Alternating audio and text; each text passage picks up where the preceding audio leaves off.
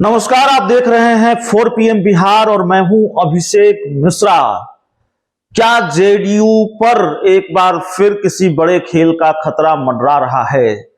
क्या वैसे राज्य जहां ऑपरेशन लोटस का खतरा मंडरा रहा है उसमें एक और राज्य शामिल हो गया है?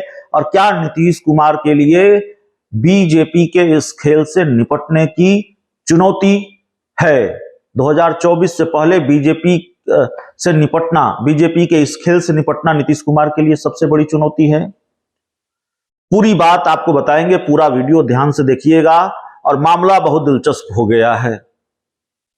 सबसे बड़ी दिलचस्प बात है, सबसे दिलचस्प मामला तो यही है कि बिहार में जेडीयू बीजेपी का गठबंधन टूट गया है।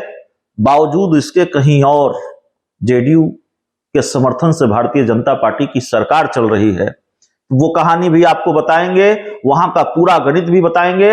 और दरअसल यही बताने आए हैं कि ऑपरेशन लोटस का शिकार जेडीयू हो सकती है। ऑपरेशन लोटस वाला खेल नीतीश कुमार के साथ हो सकता है।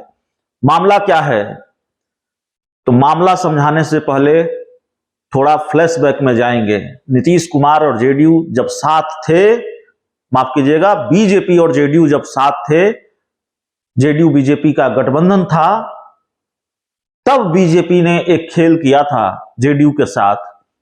अरुणाचल में 7 में से 6 विधायकों को बीजेपी ने तोड़ लिया था और बचे हुए एक विधायक तेसी काको हाल ही में वापस बीजेपी में शामिल हो गए हैं। जो एक विधायक बचे थे वो भी बीजेपी में शामिल हो गए हैं। तो अरुणाचल में जेडीयू 0 हो गई। 7 के 7 विधायक बीजेपी में शामिल हो गए हैं।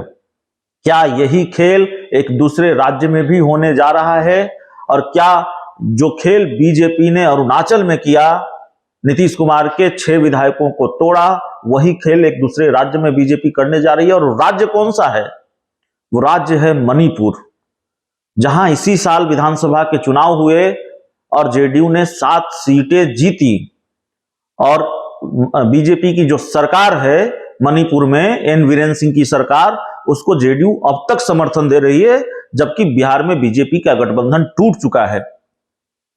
और मुख्य तौर पर जो गठबंधन था बिहार में ही था, जेडीयू और बीजेपी का।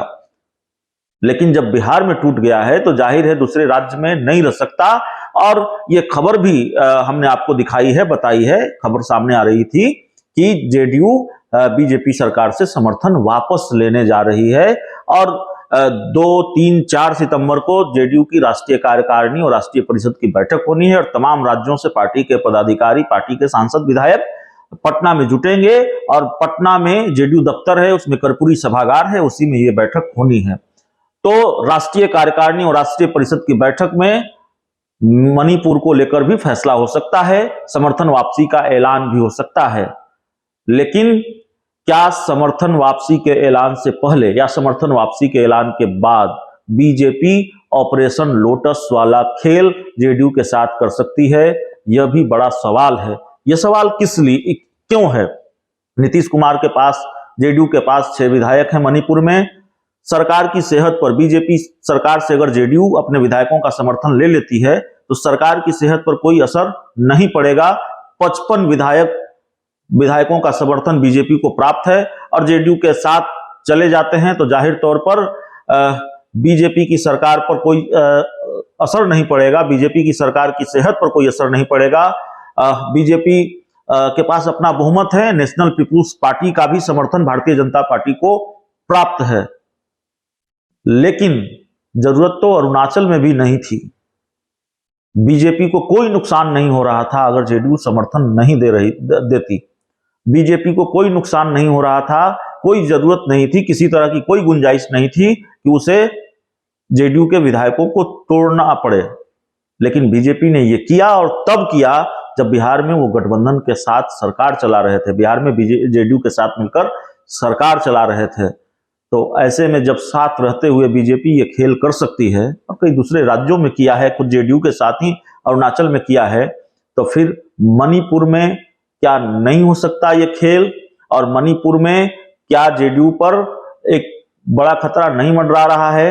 मणिपुर में जेडीयू ने एक बड़ी उपलब्धि हासिल की कि 7 विधायक उसके जीत कर आए और इन 7 सीट जीतने की वजह से मणिपुर में जेडीयू को राज्य पार्टी का दर्जा मिला है। तो जाहिर है कितना बड़ा झटका होगा बीजेपी अगर ये खेल जेडीयू के साथ करती है तो। और जो जानकारी निकलकर सामने आ रही है, जो हमारी राजनीतिक समझ है, बीजेपी ये खेल करने जा रही है। कामयाब होती है नहीं होती है देखना बड़ा दिलचस्प होगा। अरुणाचल प्रदेश में तो बहुत आसानी से भारतीय जनता पार्टी ने ये खेल किया, क्या कामयाब हो गई और जेडीयू को तो भनक भी नहीं लगने दी अरुणाचल में क्या होने जा रहा है। अचानक ये खबर आई कि जेडीयू के 7 में से 6 विधायक बीजेपी में शामिल हो गए हैं। बीजेपी ने उन विधायकों को तोड़ लिया है।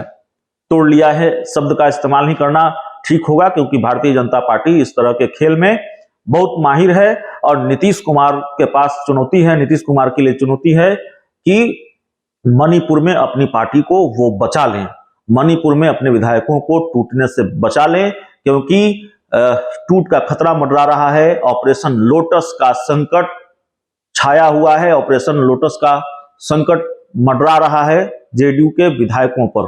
तो एक बड़ा खेल मणिपुर में हो सकता है, जेडीयू के विधायक टूट सकते हैं। बीजेपी इस खेल की कोशिश कर सकती है या फिर करने जा रही है, यह भी जानकारी निकलकर सामने आ रही है कि भारतीय जनता पार्टी इस कोशिश में लग गई है। बीजेपी सरकार की सेहत पर कोई असर नहीं पड़ेगा, लेकिन चूंकि नीतीश कुमार को डैमेज करना है, चूंकि नीतीश कुमार को झटका देना है, भारतीय जनता पार्टी किस हद तक नाराज हैं, जिस तरह से बीजेपी के साथ उन्होंने खेल किया। कहां बीजेपी दूसरे राज्यों में खेल करती है, दूसरे राजनीतिक दलों के साथ। बिहार में नीतीश कुमार ने रातों रात खेल किया और ये पहली दफा नहीं किया, इससे पहले भी नीतीश कुमार बीजेपी के साथ खेल कर चुके हैं। तो किया और बिहार में रातों रात बीजेपी सत्ता से बेदखल हो गई और बिहार में महागठबंधन की सरकार बनी है। तो बीजेपी जाहिर तौर पर बहुत नाराज है और एक भी मौका राजनीतिक रूप से नीतीश कुमार को नुकसान पहुंचाने का बीजेपी नहीं छोड़ेगी। बीजेपी का ये बिल्कुल क्लियर कट प्लान है जो बहुत आसानी से समझ में आ जाता है। तो पहला शिकार या नीतीश कुमार को झटका देने की जो शुरुआत है वो 2024 में नहीं, वो 2022 में ही बीजेपी शुरू करने जा रही है। अमित शाह के बिहार दौरे से पहले क्या ये काम बीजेपी कर लेगी, यह भी बड़ा सवाल है, क्योंकि खतरा मंडरा रहा है, खेल हो सकता है और मणिपुर में जेडीयू के विधायकों को बीजेपी तोड़ सकती है। यह साफ तौर पर इसके संकेत मिल रहे हैं। अब ये खेल बीजेपी जेडीयू के समर्थन वापसी के पहले ले लेगी। जेडीयू बीजेपी से जब समर्थन वापस लेगी बीजेपी सरकार से मणिपुर में, उससे पहले लेगी खेल करेगी बीजेपी या उसके बाद करेगी, यह देखना होगा। नीतीश कुमार के लिए बहरहाल बड़ी चुनौती है कि बीजेपी के इस खेल से कैसे निपटा जाए। तो इस पूरी रिपोर्ट में इतना ही। अगर आपने अब तक 4 PM बिहार को सब्सक्राइब नहीं किया है तो कर लीजिए। सही खबरें, सच्ची खबरें और सटीक खबरें आपको यहीं मिलेगी।